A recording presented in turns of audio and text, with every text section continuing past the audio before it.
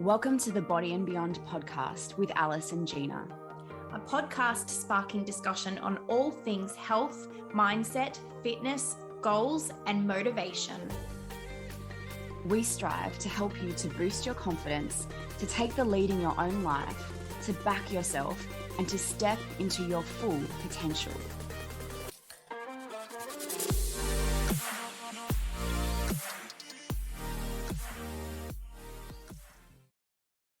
Body and Beyond is proudly sponsored by The Seed Cycle. The Seed Cycle is a beautiful female-founded Australian company. Seed cycling is a natural methodology that you can use to support your menstruation and your ovulation, and it can even be used to support your hormones through perimenopause and menopause. If you'd like 50% off your first month subscription, use the code BODYANDBEYOND at the Seed Cycle website www.theseedcycle.com.au.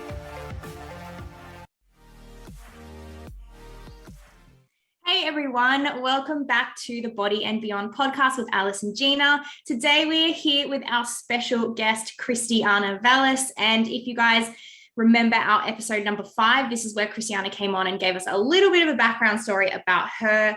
And Christiana, today we are going to be speaking about 5 different nutrient depletions and deficiencies that Christiana commonly sees in our clinic and how you can support these with nutrition. So welcome, Christiana. Yes. Hi. Welcome. Thanks for joining us. Thanks for having me. So the 5 nutrients we're going to go through today are magnesium, zinc, B12, iron, and calcium. So let's kick things off with magnesium. Okay, so we hear a lot about magnesium. We all love to take magnesium, especially in the training world. This is actually one that I do see that is quite depleted. It doesn't always show up on your blood serum results as a deficiency, but you can see that it's a depletion through, signs and symptoms. So some of these that increased headache, cramping during your menstrual cycle, fatigue, muscle weakness, cramping post-exercise, which a lot of people would know about. And then it can even manifest into high blood pressure, an irregular heartbeat, and muscle twitching, which I've already mentioned. It is a really, really important nutrient that we make sure doesn't become depleted. It also does help with, supporting our muscle and nerve function as well as our energy production. And it works in like 300 different processes within the body. It's pretty amazing. And it can boost exercise performance, which we all really want because when we train, we want to get the best out of it as well. Yeah. So with magnesium then, where would we find that and how can we incorporate more of that into foods? So when it comes to magnesium, we've got to think dark leafy greens. Really, really good place for you to find it. Spinach. Really easy one to just incorporate in your diet. You put it in your salad, you put it in your food. For example, I'll just give you like spinach, half a cup boiled contains about 78 milligrams of magnesium. So what that actually means, because that might just sound like a number to you, is our recommended daily intake is usually around 400 to 420 milligrams a day of magnesium. That's half a cup is going to get you quite a good portion of it. And then like you've got really easy ones like a handful of almonds, you've got 80 milligrams of magnesium. So almonds are like such a great easy snack to grab and go. Don't you guys think? Yeah. Mm-hmm. I wonder with magnesium, is this one of those ones where we obviously have a recommended daily intake, right? And would you say that might range for person to person depending on their type of activity and whether they do train a lot as well? And do you think that recommended daily intake, would some people need more, do you think, or? Yeah, I definitely think so. Say like someone like you and Gina and even me, when we train, we definitely are depleted of magnesium. So our muscles really need it to function properly. So usually that's where supplements come in because getting enough in your diet can be quite hard. You will probably, if you start to notice muscle cramping, I'd say straight away, get yourself an increase in magnesium. So through your food and make sure you see someone about getting the right supplement for you. Yeah. So I definitely think those that train need to have more magnesium. Even if you're under stress and your day-to-day job is quite stressful, you definitely need to include more magnesium. Mm-hmm. Yeah. What would the difference be between someone who's like training a lot and depleted, and what would be the biggest difference between being depleted and noticing when someone's actually deficient? Oh, if you're deficient, you'll like those high blood pressure things and irregular heartbeats will really come about. Mm-hmm. Whereas if you're more depleted, but this is obviously very generic and everybody's symptoms vary. Mm-hmm. If it's going to show up in your blood results, you might have all of the symptoms. Mm-hmm. Okay. So yeah, it varies from person to person. But the first one that I always see is migraines and muscle soreness. And I was just wondering, in terms of depletions versus deficiencies, would you say then, I guess the depletion is something that might happen, like if you were to go and for example, I'm just using magnesium because we're on this topic at the moment, but if you were to go into the gym and do a training session and you end up, getting a cramp in your leg after, and you realize, oh, I'm probably a bit low in magnesium or something, that might be a slight depletion in which you can kind of get a little bit more magnesium into your diet and you're kind of back on track again. Whereas, is it right to say that a deficiency would be a little further along the line in that that's probably the time in which you would be seeing a doctor for possibly needing to take a supplement or something, right? Yes, definitely. But even if you have a depletion, you might need a supplement. You can see a nutritionist, obviously. That's what I do, to address this before it becomes that. Yeah. Okay. So depletions are found in all of us. Our day-to-day lives are so busy and we are doing so much and a lot of women I find that are on diets and constantly reducing their calories, it's really hard for them to meet all the recommended daily intake of these nutrients. Over time, a depletion will occur, and even so, for example, which we're going to get onto, a deficiency will occur with like iron and stuff. Yeah, that's a really good point as well. And another reason to think about what we're always chatting about, Gina, in body goals and doing fat loss phases is another reason not to be constantly dieting or constantly in a deficit. And this is sort of the reason why you don't want to hang around in a low calorie diet for too long as well, I guess, because you don't want to be at more risk of being, more nutrient deficient or depleting yourself of what your body needs, I guess. Exactly. Okay, so the next one is zinc. So what is the role of zinc in the body? So zinc is really important for your immune system, for wound healing, making proteins and supporting that DNA production, supporting your metabolism. And again, it's involved in over 300 enzymic reactions within the body. And I already mentioned wound, but also skin. So like where we see lots of acne, also even I see lots of zinc deficiencies in women with Hashimoto's or thyroid issues. So it's a really important nutrient as well. Again, how do you know you have a zinc deficiency depletion or that you probably need more? Is constantly getting sick, a lack of concentration, even shifts in your bowel movements is a long-term one. And just overall, maybe your skin starts to break out, even like a little bit of psoriasis can occur, thyroid issues, like I've mentioned. So that's how we know that we may have a zinc deficiency. So with zinc, we can test it in a few ways. So there's a thing called like a zinc tally test. So you can put it on your tongue and it kind of can assess whether you have a zinc deficiency. It also, you can do a zinc serum test, which is like a blood test to see where your zinc is at. The other thing that with zinc, what I do see is increased anxiety and a little bit of depression. And that's because they've linked anxiety and depression to a shift in the zinc to copper ratio within the body. So yeah, it's also an important nutrient for the brain. Wow. That, those neurotransmitters. And so what kind of foods would you recommend people do include to give themselves a boost of zinc in their diet? Oysters, but we don't eat oysters daily, do we? So they're not really one that they're a fancy one when you're going to go out. Why not? I would say beef, obviously, pork, and even beans for my vegans. And again, those pumpkin seeds. So again, easy with pumpkin seeds, you get about 2.2 milligrams of zinc with just a handful of pumpkin seeds. So those pumpkin seeds are such an easy snack. They're easy to throw in your yogurt. Yeah, in a smoothie. On a salad, Yeah. Like my favorite is throwing them onto like a pumpkin chicken and spinach salad. And right there, you're getting magnesium, zinc, B12, there's deliciousness of carbs and stuff. Yeah, it's really interesting because there's such small things that you can kind of add to your diet, right? Just to get more of these obviously needed nutrients. So for me, like I find this so helpful because I'm a very basic eater. You know me, the most limited ingredients list ever for most meals, but like little things like this can be really helpful, right? Because it's not something you need to kind of think about too much. If you've just got it sitting there, you can just kind of add it to any type of meal, really. So yeah, and we don't have to be super creative with our food all the time. Like it's fun to be creative, but the basics do the job. Yeah. Okay, so the next one. Yeah. This one's B12.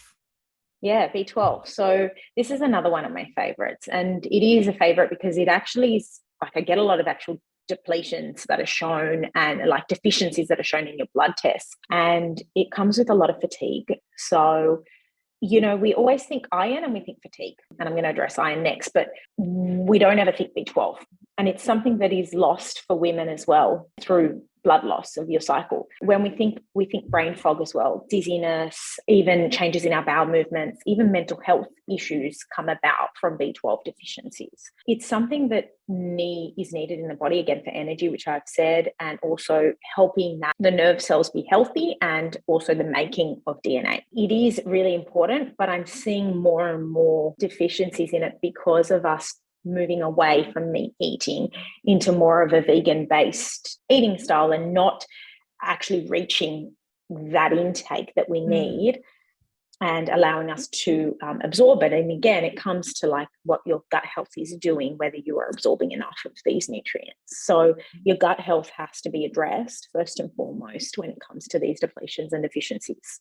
That's a good point. For those of us who aren't vegan and who do actually eat meat, what would you recommend to get B12 in?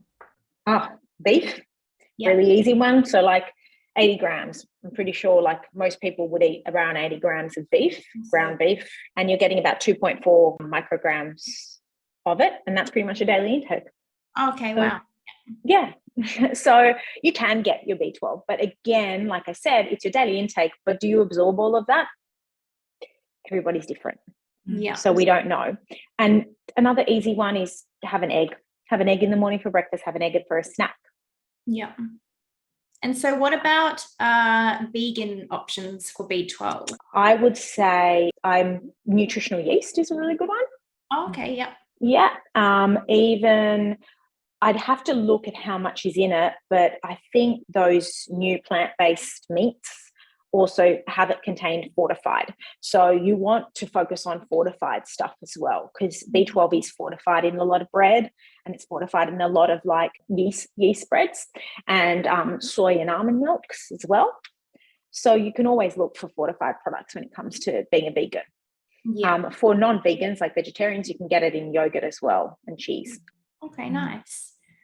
So then on a similar note, I guess, we do always think of iron as something related to energy, right? So as soon as someone's low in energy, I think, a lot of people will think, oh, maybe I'm low in iron. It seems like a typical correlation there. So do you want to run us through a little more about iron then? Yeah, so iron is our daily intake varies, female versus male. Males need a bit less of iron and females need a bit more. We need about 18 milligrams. They need about 11. And it's, again, comes back to our menstrual cycle. We're losing blood, they're not. And so our iron needs are higher than theirs. Iron itself is just really needed to transport oxygen to the lungs. It's needed to transport oxygen to the muscles, again, for those enzyme production reactions. So the chemical reactions in the body, growth and development. So especially in kids, when iron is, you're deficient in iron, there's going to be a struggle for that growth and development. Yeah. So how it appears is that fatigue, number one, dizziness, even brain fog, sleep issues. I do see a lot of that. So a lot of people that have iron deficiency tend to have their sleep impacted. Okay. And even PMS. So we know a lot about iron. We know where we can get it from when it comes to food. We know we can get it from meat, red meat. We know we can get it from legumes. So we do want to have a balance of heme and non-heme if you are not a vegan or vegetarian. So you can do that through having like half a cup of lentils one day and then having beef the next day and getting a bit of both. It can vary. So it's not but it is one that is deficient in a lot of people. If you're feeling any of these, I'd say definitely go get checked, because it's a simple fix with this one. Is it just lack of dietary intake? Yeah, or like, what do you think it is about nowadays where we do see a lot of people who do have iron deficiencies? Like, is it just a lack of what they're eating? Or it could be. That's one of them. So obviously insufficient diet, and that's all of these. And then the other thing that I mentioned was the gut issues. So malabsorption issues, which I did mention for all of them. Having not enough stomach acid, one that could happen, and that you are quite depleted. SIBO, obviously, in the gut. So all of these things can play a big role. It could be that you have a pre-existing condition like an autoimmune disease, and as a result, you are deficient in these. So you need to get that addressed. Another one is blood loss, which I've spoken about. Could be menstrual, or obviously if you're losing blood through your stool, which that also needs severe, like doctors, checking. Increased iron needs. So when you're pregnant or breastfeeding, you need actually 27 milligrams. So your need jumps up quite high. So you need to get more through your diet. And exercise, actually. So athletes are more prone to iron deficiency because they exercise regularly, and that increases your body's needs again for iron. Okay. To allow for like blood cell production, and you lose iron through sweating, similar to magnesium. And what kind of increase are we talking? So we've got a great handout that Christiana's created for our listeners. But you mentioned here 18 milligrams per day. So what kind of increase? And obviously it's how long's a piece of string, but when an athlete is needing more, are we talking like, we're not talking double, are we? Or are we? Well, for a woman that's pregnant, for example, you jump from 18 to 27. So that's a big jump. Yeah. That's like 9 milligrams. Yeah. So it is a big jump. But for somebody that's exercising, I can't actually give you a intake because I don't know how much they're exercising. Are they an endurance athlete that's running all day? So like you get this thing called runner's stride where, iron is quite depleted. Is it, somebody doing high weights training? Is somebody sweating a lot doing like some sort of hot yoga? So it all will vary. And I think the only way we can tell is making sure that we're fueling enough, if not a little bit over. Yeah. Sometimes when we are training a lot, just to make sure, and just keeping an eye on those symptoms. More than the daily recommended 18 milligrams, they'd want to allow for more though.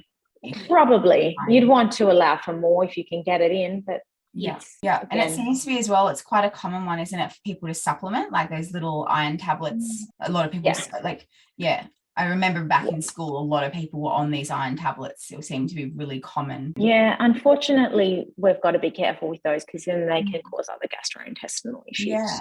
But looking at even your recommendations here, 18 milligrams a day, and you've mentioned, beef, eggs, lentils, tofu, but adding maybe 2 to 3 of those across the day, they do accumulate easily to 18 milligrams, don't they? So having a couple of portions of meat and an egg a day puts you over your requirements. So it's actually easier to do than people may think naturally with food. Yeah, but again, you might not be absorbing it all. But it is easier to do with food. It is, but we do have to be diligent. We're not all routined. We're not all able to just do that. And I find it is a big one because I find that protein is also in that group of not getting enough. And most of these nutrients found in protein. Yeah. I want to dig a little bit deeper though into what you've kind of touched on with the whole guts health and actually making sure you're absorbing nutrients, right? Because that's not something that some people might always think about. And I just want to know, I know this isn't particularly about gut health today that we're chatting about, so I don't want to go into too much depth, but it would be good to just know, maybe, are there any signs and symptoms that you could think of where people might need to address their gut health as well? Yeah. And deficiencies? Absolutely. So think bloating, excess flatulence, discomfort and pain in the abdomen area, burping, excessive burping, burning sensations, reflux, runny stools, constipated. What are some other gut symptoms? All of those are pretty clear. Even focusing on just other symptoms that aren't, abdominal related, fatigue, a bit of that brain fog, they can all come from the gut immune system, because the gut regulates your immune system. It regulates your neurotransmitters. Like, so much serotonin is produced in the gut. So, those happy feelings, that they could be a bit off when our gut health is off. Explain just a little bit about why, like, why is our gut health? How do we not absorb the nutrients if we have bad gut? Like, just a brief overview, like why? Brief overview, because the gut is so complex. For example, your stomach acid, it has to be at a certain pH to allow you to break down the proteins and those nutrients to then flow through and be absorbed and broken down in your small intestine, for that to go into your system, towards your cells to be utilized. So when we don't, for example, have enough digestive enzymes, even so we don't chew our food properly, our stomach acid is a bit off, that's going to play a big role in your nutrient absorption and your nutrient digestion. So basically the matter in the food is just passing through your body, but your body's not absorbing the nutrients out of the food in through your gut, basically. Not always. The gut, you have to think digestive system rather than just the gut, which is our colon. So there's a whole process that starts from your mouth. So chewing your food is your first port of digestion.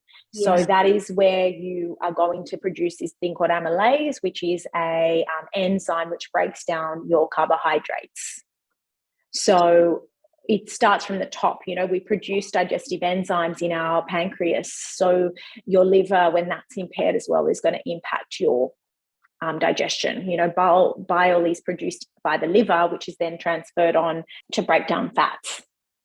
It's such a process. So that can be another topic. Definitely. I think it would be really helpful to do a topic on gut health, overall gut health and digestion.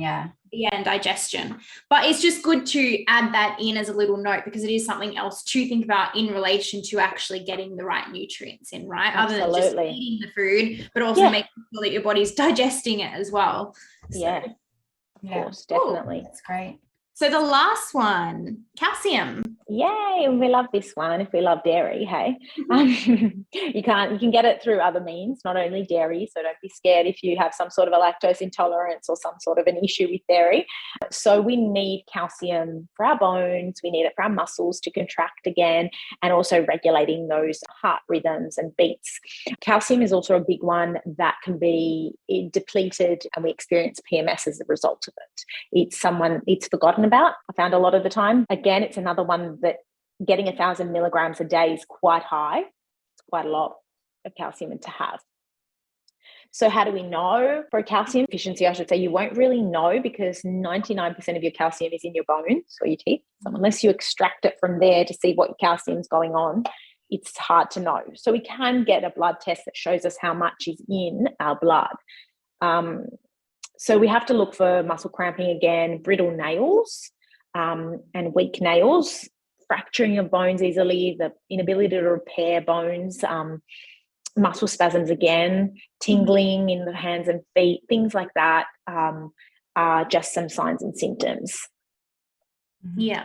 And to go through some food, I guess, because I often, like, even growing up as a kid, my parents always used to make me drink a glass of milk before bed. Oh, good on your parents.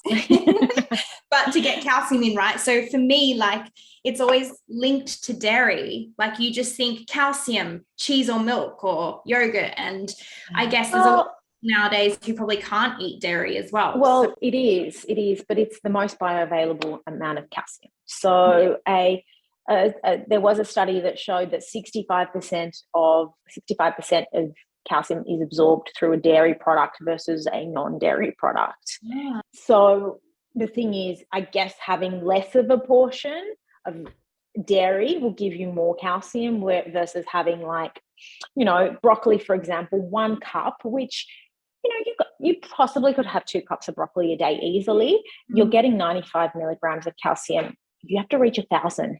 Yeah, I see what you're saying. Yeah.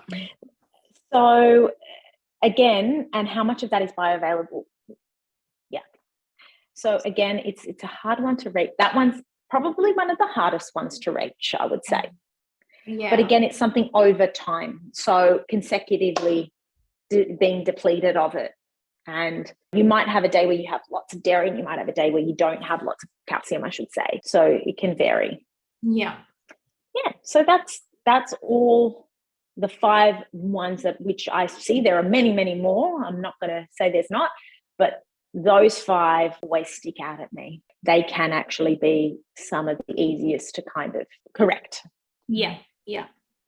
Great. Thank you, Christiana, for sharing. Yeah. My pleasure. I hope it was very helpful for everyone. Definitely. We would love to probably back this up definitely with that chat around gut health and digestion, like Gina was saying. I think that will be really helpful as well. But I hope this has given you guys a few ideas on, over anything, I think, just ensuring that you're adding into your diet rather than taking away all the time, because I feel like we are in such a part of society where we're surrounded by so much that, you know, is all about cutting things out, you know, low fat this, no sugar this, no, not specific examples, but just the whole idea is what can we cut out of our food? What can we cut out of our diet? But we don't think too much about the things that we could possibly be adding in, or we should be adding in. So I think it's really good reminder, really. It is. Well said. I think that's so true. I'm always hearing, oh, I've cut gluten, I've cut dairy, I've done this. So yeah, definitely more about putting in. Yeah. Yeah, exactly. Awesome.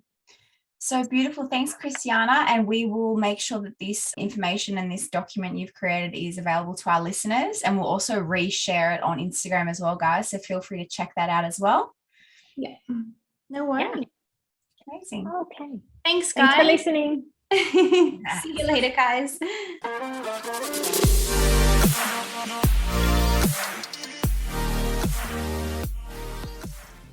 The Body and Beyond podcast is for information purposes only. This podcast does not constitute advice or services, and the statements and views of the hosts and guests are not medical advice. The information provided should not be used for treatment or diagnosis purposes. Please discuss any information from this podcast with your healthcare professional before making any changes to your lifestyle.